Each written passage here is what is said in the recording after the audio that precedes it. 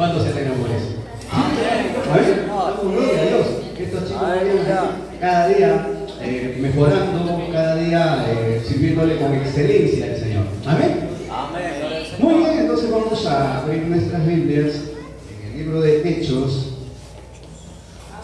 capítulo 13.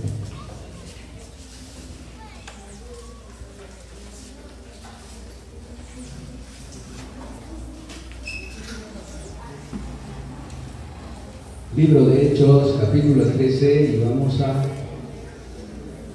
leerlo desde el versículo 1 al 2.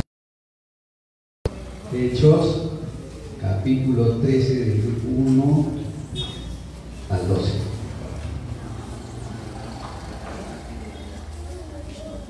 Si lo encontraron, mira un amén y un fuerte. Amén. La palabra de Dios dice así: había entonces en la iglesia que estaba en Antioquía profetas y maestros, Bernabé, Simón el que se llama Níger, Lucio de Cirene, Manaén el que se había criado junto con Herodes el tetrarca, y Saulo. Ministrando estos al Señor y ayunando, dijo el Espíritu Santo: apartadme a Bernabé y a Saulo para la obra a que los he llamado. Entonces, habiendo ayunado y orado, les impusieron las manos y los despidieron. Ellos entonces, enviados por el Espíritu Santo, descendieron a Seleucia y ahí navegaron a Chipre. Y llegados a Salamina, anunciaban la palabra de Dios en la sinagoga de los judíos. Tenían también a Juan de ayudante. Y habiendo atravesado toda la isla hasta Pafos, hallaron a cierto mago, falso profeta, judío, llamado Bar Jesús, que estaba con el procónsul Sergio Paulo, varón prudente. Este, llamando a Bernabé y a Saulo, deseaba oír la palabra de Dios, pero le resistía Elimas, el mago, pues así se traduce su nombre, procurando apartar de la fe al procónsul. Entonces Saulo, que también es Pablo, lleno del Espíritu Santo, fijando en él los ojos, dijo: oh, lleno de todo engaño y de toda maldad, hijo del diablo, enemigo de toda justicia, ¿no cesarás de trastornar los caminos rectos del Señor? Ahora pues, he aquí, la mano del Señor está contra ti, y serás ciego, y no verás el sol por algún tiempo. E inmediatamente cayeron sobre él la oscuridad y tinieblas, y andando alrededor buscaba quien le condujese de la mano. Entonces el procónsul, viendo lo que había sucedido, creyó maravillado de la doctrina del Señor. Vamos a orar. Bendito Dios, hemos venido en esta mañana a servirte, bendito Dios, a alabar, a adorar tu santo nombre, Señor. También hemos venido a meditar en tu palabra, Señor. Quieras tú, Señor, hablándonos en esta mañana, desafiándonos cada día a ser mejores personas, mejores creyentes, bendito Dios. Y también, Padre, suple la necesidad de cada hermano. Cada hermano viene, Señor, a veces algunos golpeados de la vida, otros con problemas de toda índole, Señor. Bendito Dios, pero tu palabra dice: buscad primeramente el reino de los cielos y lo demás será añadido. Creemos en ello, bendito Dios. Nada nos va a detener, que sigamos buscando tu rostro, que sigamos, bendito Dios, ministrando, que sigamos estando en los caminos rectos del Señor, porque tú te ocuparás de nuestros problemas, tú los resolverás. Así lo creemos, bendito Dios. Gracias te damos una vez más porque nos permitas que nos reunamos en este lugar a alabar tu nombre y a meditar en tu palabra. Gracias, Señor, en el nombre de Cristo Jesús. Amén. Amén. Tome sus lugares, hermano. El libro de Hechos es un libro muy bonito, hermanos. ¿Cuántos lo han leído todo el libro de Hechos? A ver, así honestamente. ¿Cuántos han leído todo el libro de Hechos? ¿Sí? ¿Sí? ¿Lo han leído? Es un libro hermoso. Nos habla el inicio de la iglesia, de ese grupo de creyentes que estuvieron un tiempo decepcionados de ver que su líder, el maestro, fue crucificado, y luego cómo se revierte ese temor y se convierte en una iglesia que no lo para nadie, comienzan a predicar el evangelio, ¿no? ¿Verdad? Entonces, lo que acabamos de leer, hermanos, es un párrafo, es una parte donde nos está contando Lucas, que es el autor del libro de Hechos, nos está contando de cómo la iglesia se había hecho fuerte en una provincia. Vamos a recurrir al mapa. ¿Dónde fue crucificado? Aquí en Jerusalén, ¿correcto? Aquí nos ubicamos, este es el Medio Oriente, aquí está Jerusalén. Ahí fue crucificado Jesús, ¿correcto? Los primeros seguidores de Jesús, todos judíos de pura cepa, ¿sí o no? Todos judíos de pura cepa. No había duda de ello. Jesús fue judío, ¿no? Entonces, cuando Jesús muere y Jesús resucita, se va al cielo, quedan sus seguidores, pero sus seguidores estaban atemorizados. Comienza una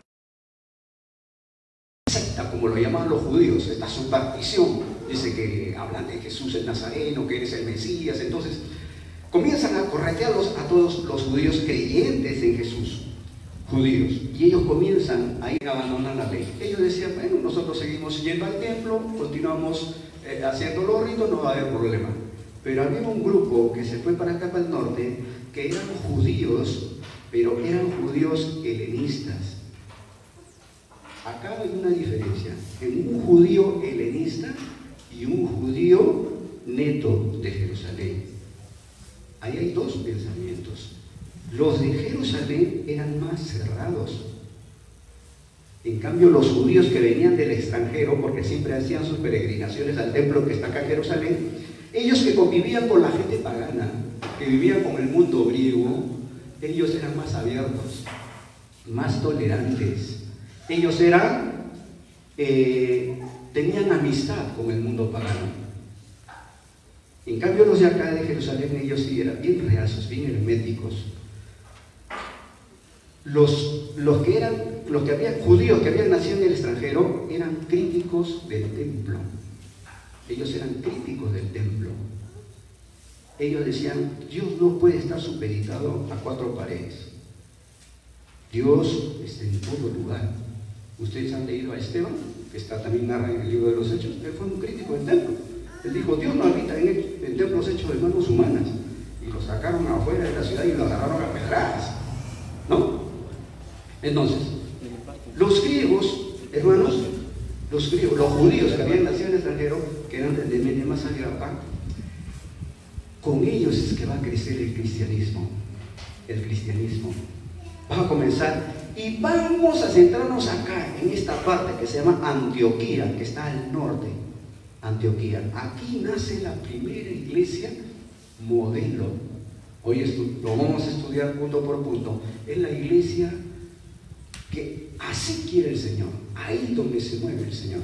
Ahí vamos a ir viendo punto por punto. Aquí en Antioquía. Vamos ahora sí al texto. Dice, había entonces en la iglesia que estaba, ¿dónde? Antioquía. ¿Ya? Dice, profetas y maestros. Bernabé, Simón, el que se llamaba Níger.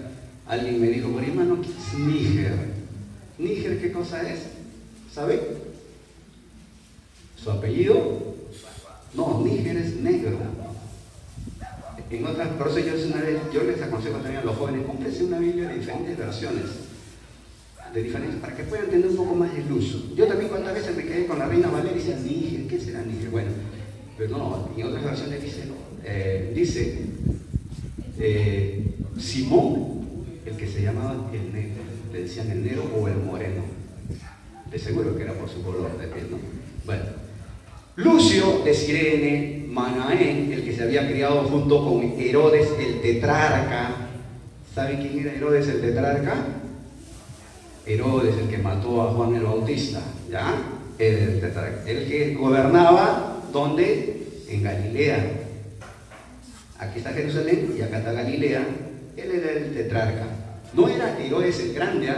Herodes el que construyó el templo de Jerusalén, no. Él era su papá, Herodes el grande. Él era el tetrarca. ¿Por qué le decían tetrarca? ¿O por qué le dieron el título de tetrarca?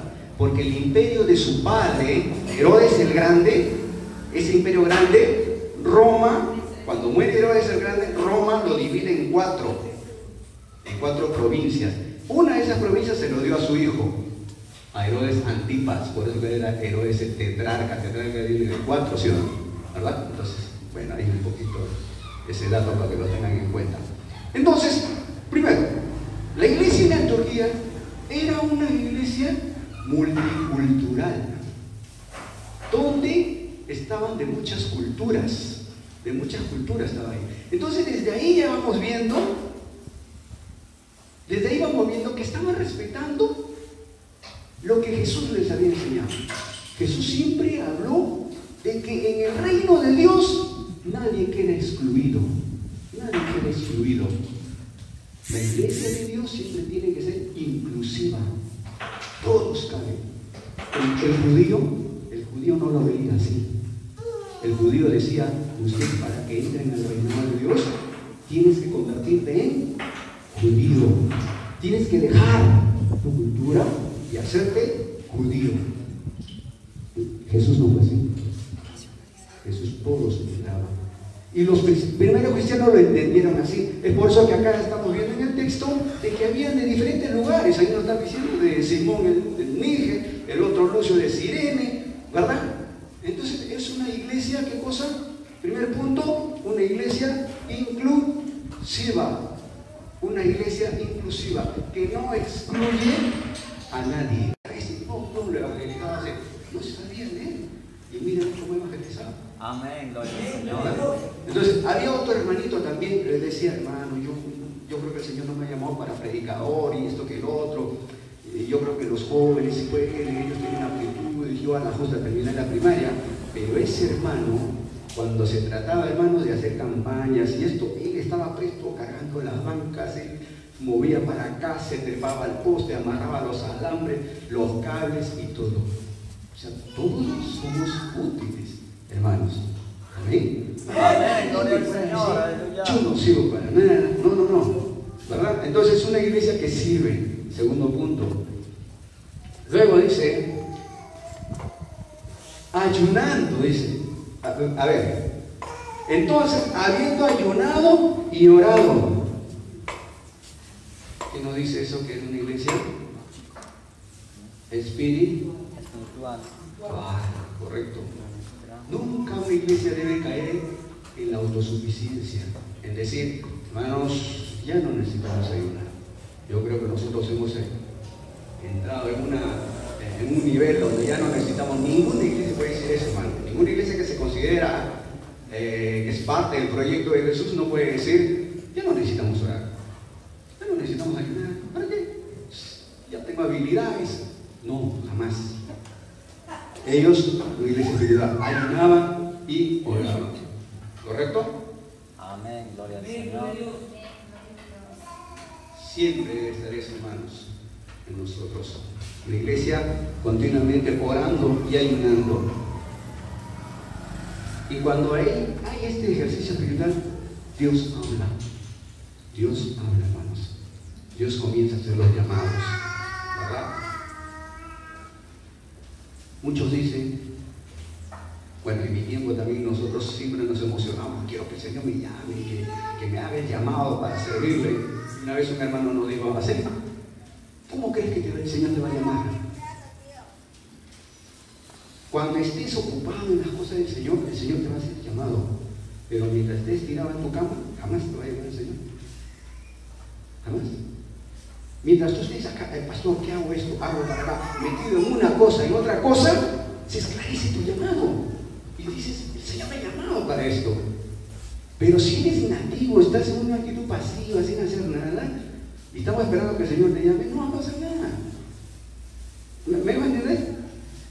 Entonces, hermanos, no nos quejemos cuando nos dan una responsabilidad y otra. No digamos: ay, hermano, mira, yo estoy haciendo esto y estoy haciendo el otro.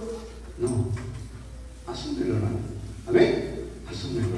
Entonces, estemos dispuestos, hermanos, a asumir los cargos, los retos que nos presenta la obra del Señor. Entonces dice: habiendo ayunado y orado, les impusieron las manos y los despidieron. ¿A dónde se fueron? ¿Qué? ¿Los expulsaron de la iglesia? No. ¿Qué nos dice eso? ¿A dónde se fueron ellos? A predicar, a evangelizar, ¿sí? Amén. ¿Qué cosa quiere decir eso? Que es una iglesia misionera. Miren, 4 puntitos que sacamos de este texto: una iglesia inclusiva, una iglesia servicial, una iglesia espiritual y una iglesia misionera. No hay misión, misión que es misión imposible, no, Una iglesia que se va a predicar, Mire, misionera. A veces, hermano, cuando veo que hay iglesias que muy bonitos se proyectan todo ello, pero están más preocupados de repente. Pero otra vez estaba viendo un video en YouTube donde hay una iglesia, hermanos, que quiere tener un acuario dentro de su iglesia, o sea, quieren tenerle cómodo a la gente, quieren tener, no sé, un montón de cosas. El predicador la otra vez lo vi que salió volando por los aires así, llegando de una manera espectacular, todo un show, hacían, pero ¿sabe qué? No hablaban nada de esto. Es una iglesia misionera. Es una iglesia que maneja mucho dinero, tanto así que su pastor tiene un jet privado. Y él decía, yo soy el hijo de los reyes.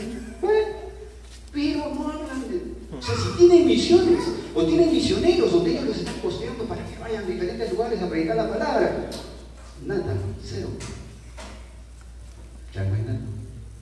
Una iglesia nunca debe dejar de ser misionera, hermanos. Nosotros podemos decir, hermano, pero en la realidad que estamos a la justa, no nos va a alcanzar para pagar a un misionero. Pero, hermanos, ¿puedes abrir una célula o no? ¿Puedes trabajar en una célula o no?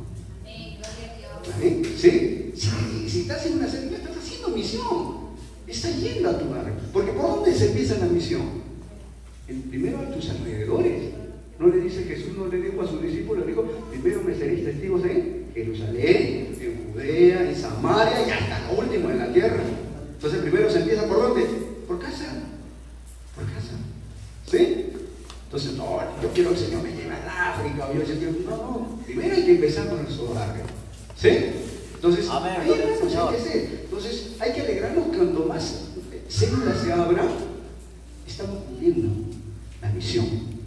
Pero mientras no pase eso, hermanos, solamente somos un club donde nos venimos a saludar y nada más. ¿No? Entonces, una iglesia tiene que ser misionera. Ahí está. Los 4 puntos. La iglesia modelo de Antioquía, la primera iglesia. Ahora vamos a ver la travesía del apóstol Pablo y Bernabé, que fueron enviados por el Espíritu Santo. Y mira, es el Espíritu Santo que nos llama. Es el Espíritu Santo. No es que yo digo, yo voy y yo quiero, porque ellos querían figuretear, no esas cosas, o querían tomar preponderancia, sino de que es el Espíritu Santo, el Señor mismo, que va poniendo la carga en ellos y habla a través de un profeta que los separa para la obra del Señor. ¿Verdad? Amén, gloria al Señor. Muy bien. No estaban buscando figuretismo, nada del estilo, por esas cosas. Pero eso tenemos que tenerlo bien claro, hermano, que a veces cuando a alguien lo escoge para un cargo en la iglesia, es para servir, no es para figuretear, hermano, es para servir al Señor, es para servir a la iglesia, ¿no? No es para estar, pues, mira, como que toque el otro, que yo, no, esas cosas no van, es para servir, ¿correcto? Amén. No es para figuretear, el Señor no está de acuerdo con esas cosas. Bien, dice el versículo 4, ellos, ¿quiénes ellos? A ver si estamos en el texto. Dice, el versículo 4 dice, ellos entonces enviados por el Espíritu Santo. ¿Quiénes ellos? Bernabé y Saulo. Muy bien. Dice, ellos enviados por el Espíritu Santo descendieron a Seleucia. A ver, vamos a ver el mapa.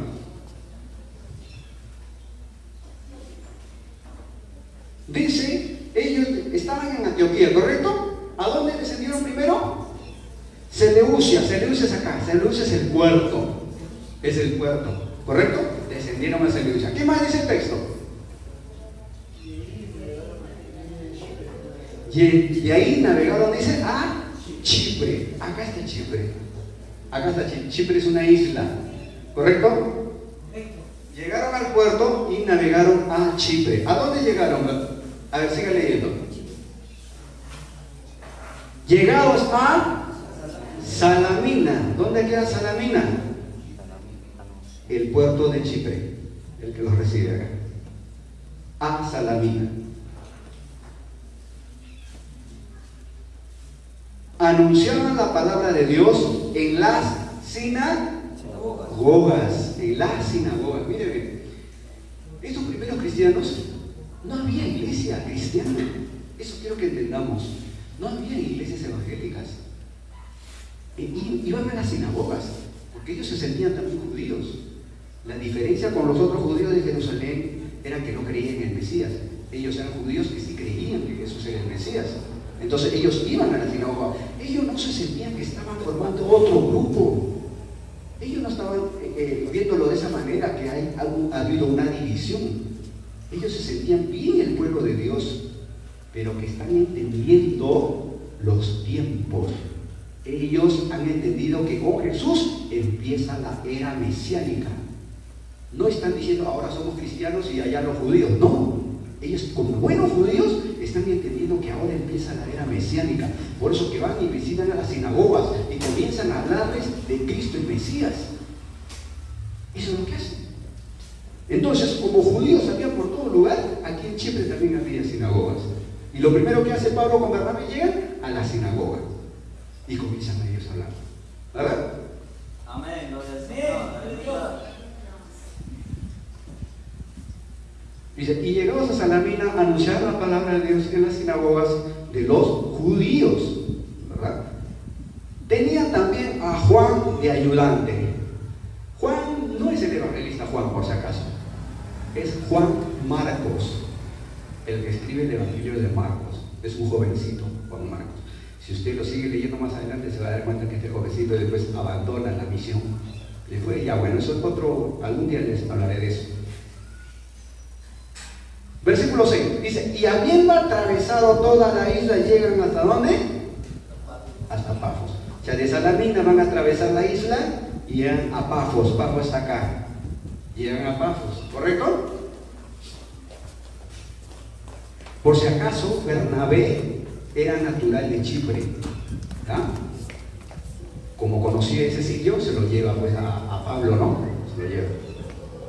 Dice, y habiendo atravesado toda la isla, llegan hasta Pafos, hallaron a cierto mago falso profeta, judío llamado, ¿cómo se llamaba? Bar Jesús. ¿Saben lo que significa Bar Jesús? ¿No? ¿Saben lo que significa Bar Jesús?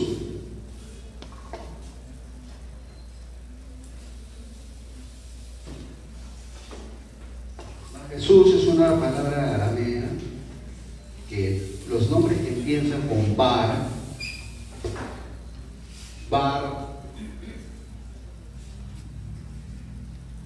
Jesús se llamaba él. La palabra aramea en Bar, ¿qué quiere decir? Hijo. Entonces, ¿qué cosa era? Hijo de Jesús. Así era. Bar Jesús, hijo de Jesús. Cuando dice Bartolomé, ¿qué cosa quiere decir? Hijo de Ptolomé. Barrabás, hijo de Rabás. Barrabás. Y así. Bartimeo, hijo de Timeo. ¿Correcto? Entonces, Bar Jesús, hijo de Jesús. Pero leyendo vamos a dar cuenta que no era hijo de Jesús, era hijo del diablo este. Mira. A ver, dice, y habiendo atravesado toda la isla, hasta Pafos, hallaron a cierto mago, falso profeta, judío, llamado Bar Jesús. Este Bar Jesús seguramente era, hermanos, uno que se había decepcionado de la religión judía y había abrazado el zoroastrismo y practicaba la agorería, la hechicería y todo ello. Un hombre que había renegado de su fe y ahora estaba en Chipre, y en Chipre había mucho se practicaba la magia, el ocultismo. Tanto así que esa práctica en esos tiempos era tan fuerte que los principales, las autoridades, tenían como consejero a un agorero, a uno que le predestinaba el futuro y todo, que todos ellos eran charlatanes, hermano. Eso es verdad, todos eran charlatanes y mentirosos, ¿no? Como hoy en día vemos el programa de televisión tiene su sección esotérica, ¿o no? Sí, ay, mira que va a venir y que yo, cuéntame tus cosas, yo te leo la mano, yo te aviento las cartas y en fin. Y hay otra incluso que dice, yo te miro el trasero y te adivino el futuro. ¿Has visto? ¿Sí o no? ¿Hasta en eso se llega? No es broma lo que estoy diciendo, todas esas cosas. Y mire, en pleno siglo XXI y hay gente que cree en eso. Aquí en Chipre había un hombre que se llamaba Sergio Paulo, que era una autoridad. Sergio Pablo venía de una familia muy culta. Para empezar, Chipre era una provincia senatorial. ¿Qué cosa quiere decir una provincia senatorial? Que estaba gobernada por el Senado romano. Hay una diferencia en la provincia senatorial y una provincia imperial. ¿Jerusalén era una provincia imperial o senatorial? A ver. ¿Jerusalén era una provincia senatorial o imperial? ¿Por qué? ¿Por qué? Ya, pero la isla de Chipre también estaba gobernada por el Imperio Romano. Pero el gobierno romano tenía dos maneras de administración. Unas eran las senatoriales y otras eran las imperiales. Las senatoriales eran gobernadas por el Senado. Es así como decir por el Congreso. Las senatoriales. Pero ¿cuál era la diferencia? Las senatoriales, las provincias senatoriales, no había muchas revueltas. No había presencia de soldados romanos. Era una ciudad que era calmada. No necesitaban soldados romanos. Las ciudades imperiales eran administradas por el emperador romano, por Roma, y ahí había presencia de soldados romanos. ¿Me dejo entender? Porque eran ciudades convulsivas. A cada rato había revueltas. Jerusalén, Galilea eran ciudades imperiales. Ahí presencia de soldados había. En cambio en Chipre no. Por eso que estaba el procónsul. Ahí estaba. ¿Correcto? Entonces, Sergio Pablo, él venía de una familia muy culta. Pero mire bien, cómo a pesar de ello, él va a necesitar también de un consejero, de un asesor, un mago, un agorero. ¿Verdad? Y de seguro que este señor, este Bar Jesús, estaba gozando pues de buen privilegio. ¿Verdad? De buen privilegio. Dicen que en el tiempo de Fujimori tenía asesores brujos, lo que le dieron la mano. Había una china que falleció también, que era esotérica, que también ella decía que ella era su asesora de Fujimori. Entonces, miren, o sea, siempre las autoridades, las personas públicas que tienen mucha influencia en la sociedad, siempre van a tener de asesor a un agorero, a uno que lee las cartas. Y en ese tiempo también había mucho de eso. ¿Saben por qué? Porque a pesar de las estrategias que el ser humano hace, se planea y todo, siempre le queda algo y dice: necesito que alguien me diga qué es lo que va a pasar. La incertidumbre siempre le gana. Pero como ellos están ciegos, ellos no dicen: voy a pedirle al Señor que me guíe, porque están ciegos, no lo van a hacer. ¿Qué hacen? Se buscan un mago. ¿Verdad? ¿Por qué creen que hay mucha gente que está esperando que alguien venga y le tire las cartas para que le diga: mira, esto va a pasar, esto que ponte de este color, vístete así? Ay, y se va tranquilita. Son gente que está, hermanos, vacía. La incertidumbre está reinando su vida. Mas el cristiano no vive así. ¿Me dejan entender? El cristiano, ¿en quién pone su confianza? En el Señor. En el Señor. Se alimenta de la palabra todos los días y él no necesita que alguien le tire las cartas. Él no necesita que alguien que le adivine el futuro.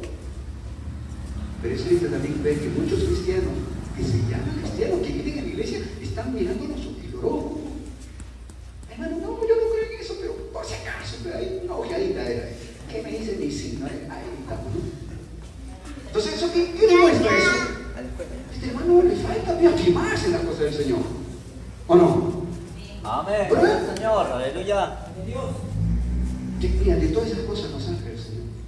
Yo vengo de una familia, hermanos, que cuando alguien estaba enfermo, se le pasaba el cuy, ¿verdad? O le pasaba el huevo, está asustado. Mira, todas esas cosas, cuando el Evangelio está en mi casa, todas esas cosas las han ido depurando, hermano. Mi papá es del norte y él colgaba una sábila en la puerta de la casa. Así era su costumbre. Decía que la sábila, ¿qué cosa es? No, para que espante los demonios, los espíritus, no sé, o que traiga buena vibra, ¿verdad? La ruda, ¿no? La ruda llama la plata, que esto que el otro, un montón de cosas, hermano. demuestra eso? Que esta gente no tiene una incertidumbre, no tiene seguridades, no tienen certezas, no hay convencimiento en su vida. Entonces necesitan todas esas cosas para que le aseguren, para que le digan sí, vas a estar bien. Pero el cristiano no. Cuando llega Cristo a tu vida, todas esas cosas desaparecen, porque ahora el único que es el dueño de tu futuro, el dueño de tu vida es Jesús. Amén. Amén. Señor. Aleluya. Amén. La enfermedad, ya no hay necesidad de que agarres al cuy, déjalo al cuy tranquilo ahí. El huevo, prepárate tu tortilla, pero no estés agarrando, pues pasándole al vele, ¿no? Y no sé, los collarcitos, esto, ¿cómo se llama? Eso es el guairuro, ¿no? Bueno, todas esas cosas, hermanos, en pleno siglo XXI. Pero muchos cristianos, hermanos, gracias a Dios, el Evangelio va entrando así, ¿verdad? De una manera, cuando entra, cuando usted agarra el taladro y hasta la roca, ¿cómo lo hace? Es un agujero, así es el Evangelio. Entra y va destruyendo todos esos argumentos, todo eso que no sirve, va depurando, va a ser congresistas, y entonces, y este va Jesús también tenía buen sueldo, pues era buen privilegio. Pero acá llega el punto. Llegan estos dos hombres de Dios desenmascarando las cosas y diciendo las cosas como son, ¿verdad? Cuando uno predica el Evangelio, tiene que decir las cosas como son. Amén. ¿Verdad? Entonces Amén. ellos van y comienzan, pero como Sergio Pablo era un varón prudente, la Biblia dice que era prudente, o sea, que dice que era inteligente. Y él dice, yo quiero escuchar a estos hombres. Yo quiero escucharlos porque yo soy un hombre de mente abierta, yo no le niego a nada. Entonces los invita a ellos. A Bernabé y a Pablo los invita, quiere conversar con ellos. ¿Qué es lo que están trayendo? ¿Qué es esa novedad que ustedes están predicando? Y el hombre a Jesús se pone celoso. Él ve que su negocio se le viene abajo. Se le viene abajo. Y comienza a oponerse. El otro día vi en un programa que habían invitado a como 4 chamanes y a un solo pastor. Y vieran cómo se ponen agresivos ahí los chamanes, que el otro pastor, tú que te crees, el dueño de la verdad, porque saben que el negocio se les acaba, ¿o no? Se les acaba el negocio. Cuando tú le dices la verdad a la gente y comienzas a llamarlos a que salgan de la oscuridad, como decía la canción, de las tinieblas a su luz admirable, mire cómo se pone, oposición, vamos a encontrar oposición. Cuando llevemos el Evangelio vamos a encontrar oposición. Y esta gente se puso incómoda. ¿Qué les venía? Y el pastor ahí con su Biblia, y a todos lo puso en su sitio. ¿No? Y así. Entonces, hermanos, llegan Pablo y Bernabé y comienzan a evangelizarlo a Sergio Pablo. Sergio Pablo era un hombre, como decía Jesús, buena tierra, abierta a escuchar. Cuando una persona está interesada en querer saber de las cosas de Dios, es una buena tierra y no debemos desaprovechar. Es verdad, cuando salimos a tocar las puertas, a evangelizar, van a ver que alguien que te va a aventar la puerta no quiere nada, pero hay muchos también, muchos Sergio Paulos que están abiertos a escuchar. Así que no desistamos, hermano. Cuando usted sale a tirar la red, hay corazones abiertos. No se desanime. Hay gente que está esperando a alguien que venga y le hable del Señor, ¿verdad? ¿No? Entonces los que están saliendo haciendo obra evangelística saben de esas cosas, saben de lo que estamos hablando, ¿verdad? Sí, hay corazones dispuestos. Y este Sergio Pablo era buena tierra. Y él dice, quiero saber, hable con él. Pero ahí se levanta la oposición. Hoy en día, hermanos, vivimos en un mundo tormentoso. La corrupción, hermanos, se han fabricado argumentos que incluso en algunos, muchas veces, lo dejan al cristiano que está mal parado, lo dejan tambaleando. Con esto de la ideología de género que se levantaba, ¿no? Y hay muchos cristianos que no lo entienden, un poco confundidos en ese tema. Por eso, hermanos, usted que tiene acceso a internet, investigue, a ver, vea, comience a ver, alimentarse, métase en ese tema. Hay que saber de qué se trata eso, ¿verdad? Entonces, a veces uno está mal parado y sus argumentos comienzan a jalarte, comienzan a confundirte. Hoy en día vivimos así, en esos tiempos, hermanos. Tiempo de mucha confusión. Yo escuchaba una vez a un ponente hablando de la ideología de género, y él dijo algo muy cierto, hermanos. Él dijo, nosotros los grandes estudiosos de eso dicen de que eso es una inclinación, inclinando hacia eso. Entonces las inclinaciones y los gustos necesitan libertades. Tú tienes la libertad después de si quieres inclinarte a ser gay o lesbiano, homosexual o no sé, tienes la libertad. El ser humano es el que necesita derechos. Y como ser humano entran todos, pero los gustos, las inclinaciones no necesitan derechos. Es como dijéramos, yo soy de la alianza, necesito derechos. Ese es tu gusto. Derechos tienes porque eres ser humano y punto. No, tú no tienes derechos porque eres acceso, hermano, a todo. Tenemos acceso, tenemos información, alimentación. Ese hermano nos gana otras cosas, ¿sí o no? Los programas, juegos, diversiones nos ganan. ¿Verdad? Entonces, me han ganado. Si venía medio derrotado, le decía a mi líder, mire esto. Ya, ¿qué tienes que hacer? Lee, pues, estudia más. Estudia. Amén, gloria al Señor. Lee, quémate las pestañas. Tú, no sé, serás la quinta persona que viene y me haga lo mismo. Mira tu tratado. Acá atrás dice que ustedes son la única agrupación en la cual se debe creer. Tú estás predicando tu agrupación religiosa. Predica a Jesucristo. Tú y yo tenemos diferencias, pero ¿cuál es lo que nos tiene que unir? Es que tú y yo debemos trabajar para que este mundo sea mejor. No prediques tu agrupación, predica a Jesucristo. Tú hazlo por tu lado y yo por mi lado. Y ya, mira, al siguiente domingo vino con otro mayor. Tocando la puerta. Entonces, porque si comenzamos a discutir de cosas me quería llevar por la Trinidad. La Trinidad no hablemos de Trinidad. Eso es algo misterioso, ni complicado, ni tú y yo lo vamos a poder resolver. Mira, se fue, otra vez tocó la puerta y yo le dije a mi mamá, nunca puedo atiendo los servicios. No, ya a mi mamá estaba ahí poniéndole las manos, creo que se estaba Gloria al Señor, aleluya. Entonces, hermanos, esa es la iglesia modelo, la iglesia de Antioquía. Amén. Amén, Una gloria a iglesia Dios. inclusiva, una iglesia que sirve, ministra al Señor, una iglesia espiritual que está siempre ayunando, llorando, ¿verdad?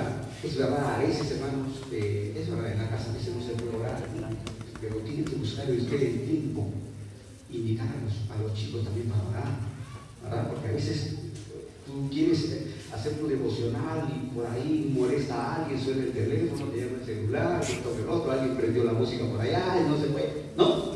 ¿Verdad? Pero tenemos que buscar el tiempo. Y siempre la iglesia, los líderes siempre recomendaban, diciendo, háganlo en la madrugada, o si no, en la noche terminante de acostarse, hagan su devocional, ¿no? Y a veces, hermano, cuando viene cansado del trabajo, no quiere saber nada de devocional, y quiero al sobre, me mete ya a descansar, ¿no? O en la madrugada, ay, el sueño te gana, ¿no?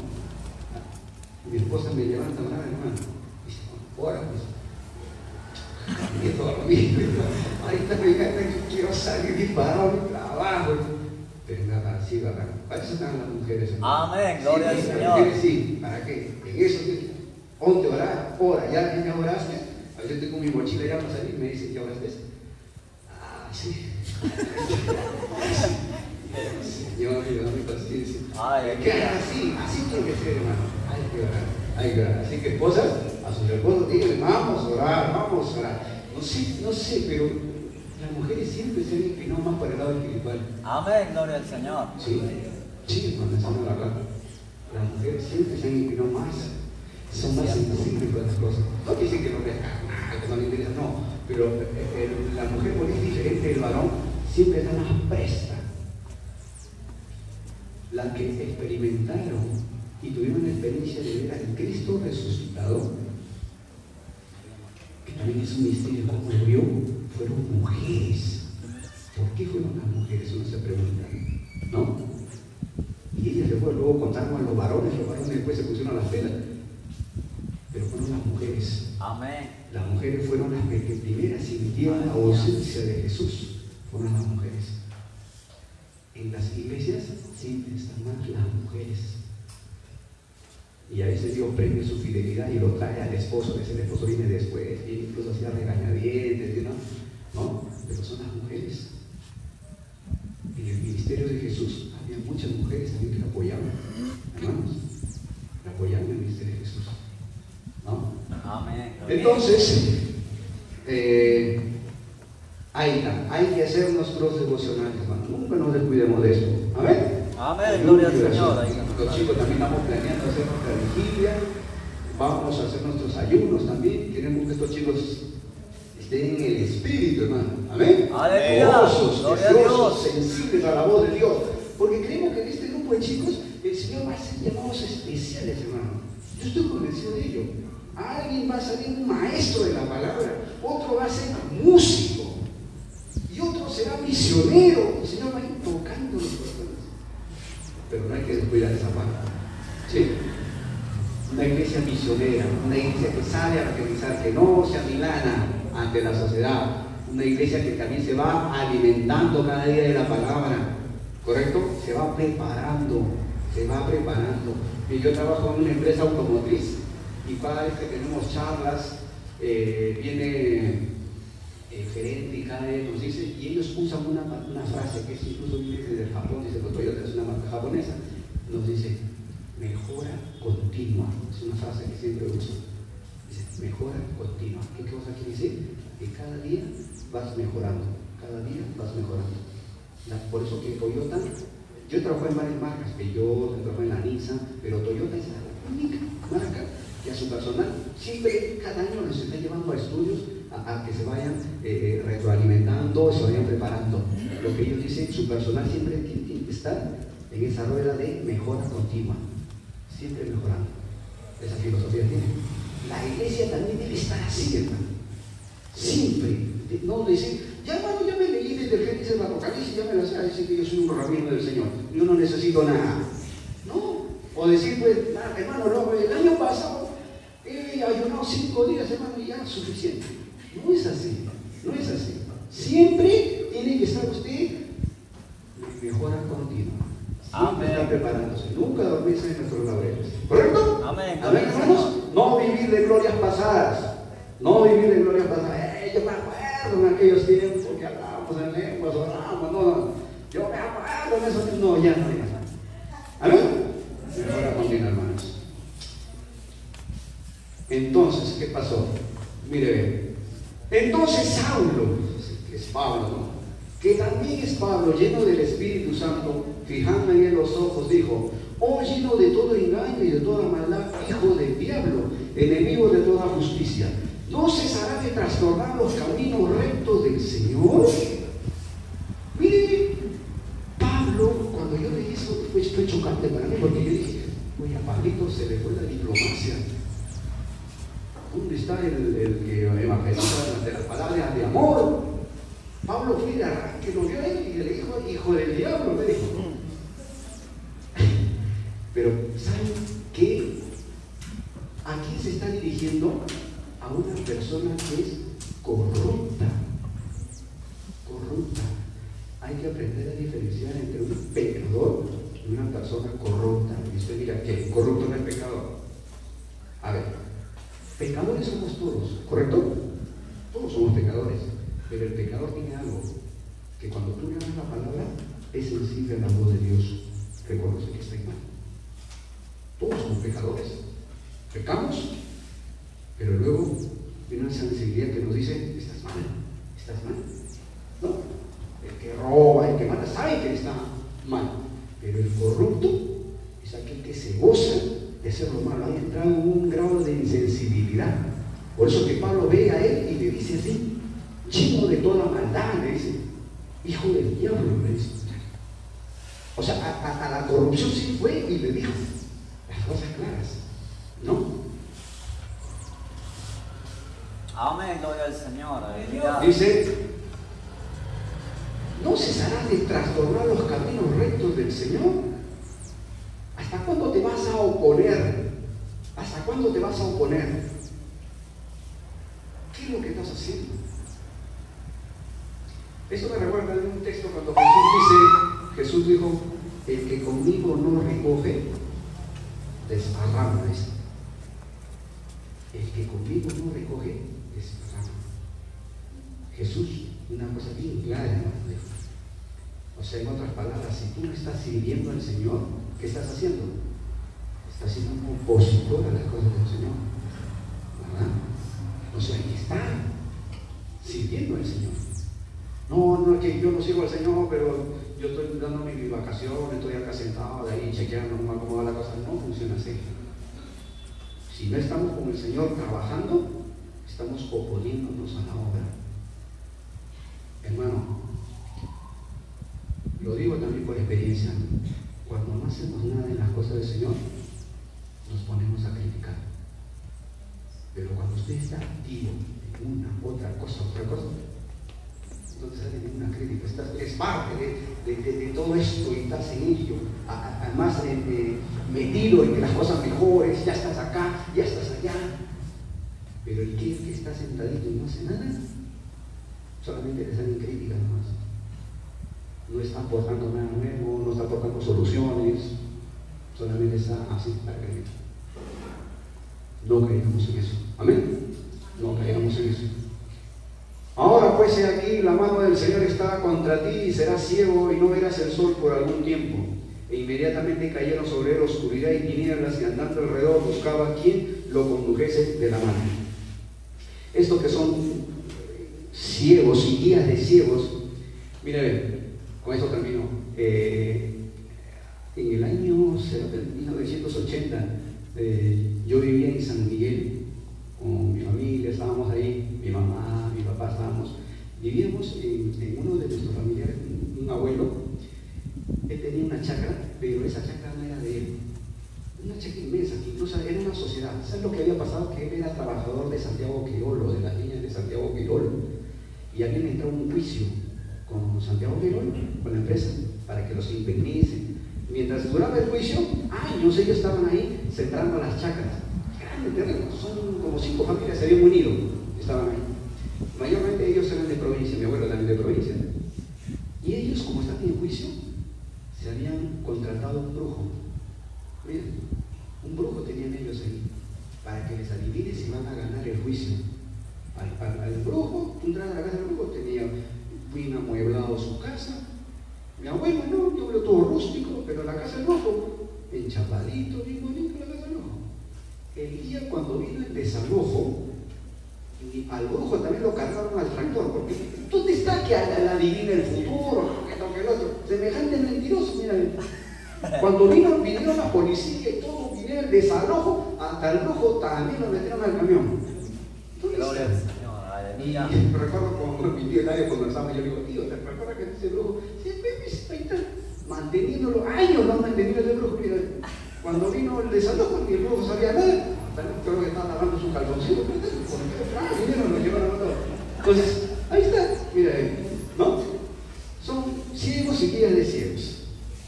Entonces el Procónsul, viendo lo que había sucedido, creyó maravillado en la doctrina del Señor. Creyó maravillado en la doctrina del Señor. Así que, hermanos, preparémonos, hermanos, el Señor está con nosotros, siempre alimentándonos bien de la palabra. Y cuando el mundo vea de que tú estás convencido de quién has creído, se van a quedar maravillados como Sergio Pablo. Van a decir, no, voy a dejar a los chamanes, voy a dejar de poner mi confianza en los brujos, en el tarot, en el horóscopo, voy a seguir al Señor. Algo está pasando con este grupo. Quiero visitar tu iglesia, te van a decir. Quiero visitar tu iglesia, hoy llévame. Algo está pasando ahí, no sé, pero llévame, quiero ir también a tus reuniones de estudio, llévame, amén. Aleluya. Este hombre ahora se convirtió en un cristiano. ¿Se dan cuenta cómo la salvación llegó a Chile? ¿Cómo el evangelio entró a Chile? Qué agoreros y tantas cosas más. Ahí entró el evangelio, entró como un taladro. Amén. Así que sigamos adelante, hermanos, en las cosas del Señor, trabajando animosamente. Amén. No nos decaigamos. No nos desanimemos, hermanos. Sigamos adelante, el Señor está con nosotros. Pongámonos de pie.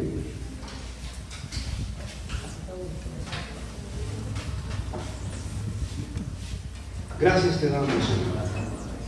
Gracias te damos por tu palabra, bendito Dios. Vivimos tiempos de tempestad, Señor, tiempos donde reina el caos, donde reina la perversión moral, donde reina el desprecio por la vida, Señor. Pero eso no nos va a milanar, Señor.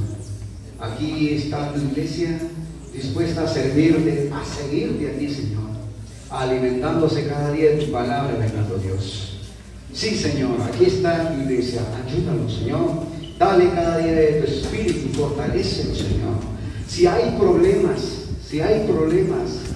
en mis hermanos, tú eres el único que va a solucionarlos ellos, bendito Dios.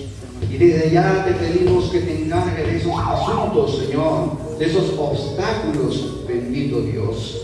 Sí, Señor, si hay familias que están enfermas, que están pasando por momentos delicados de salud, te pedimos, Señor, que tu mano sanadora en este momento los toque, Señor. Bendito Dios, sana a aquellos que están enfermos, Señor.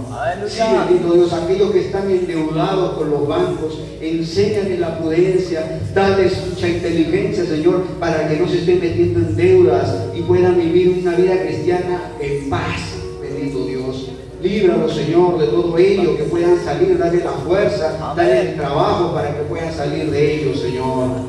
Si hay hermanos que tienen negocio, bendícelos, Señor, en su negocio. Bendice la obra de sus manos, Señor.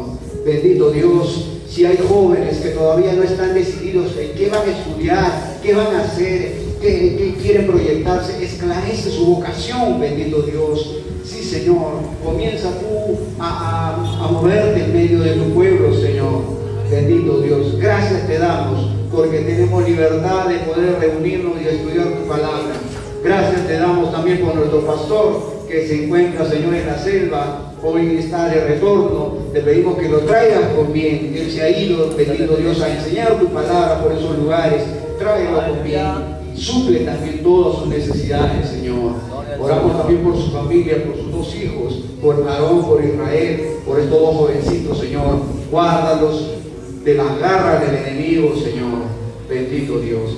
Gracias te damos una vez más también por nuestra escuela dominical, bendito Dios, por lo que se está trabajando arriba en el segundo piso. Queremos ambientar las cosas de una manera adecuada para los niños, bendito Dios. Sigue supliendo, bendito Dios, la economía que hay en tu iglesia para poder terminar ese proyecto, bendito Dios.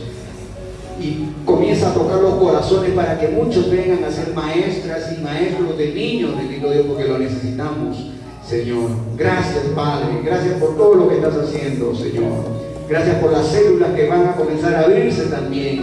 Sigue poniendo en esos líderes el fuego tuyo, Señor, para que no se amilanen y lleven tu palabra, así como el apóstol Pablo, entre con tu palabra con sagacidad, con el valor que tú les das, bendito Dios. Gracias te damos una vez más en el nombre de Cristo Jesús. Vamos a glorificar el nombre del Señor. Al Padre, al Hijo y al Espíritu Santo. Gloria a Dios, gloria a Dios, gloria a Dios.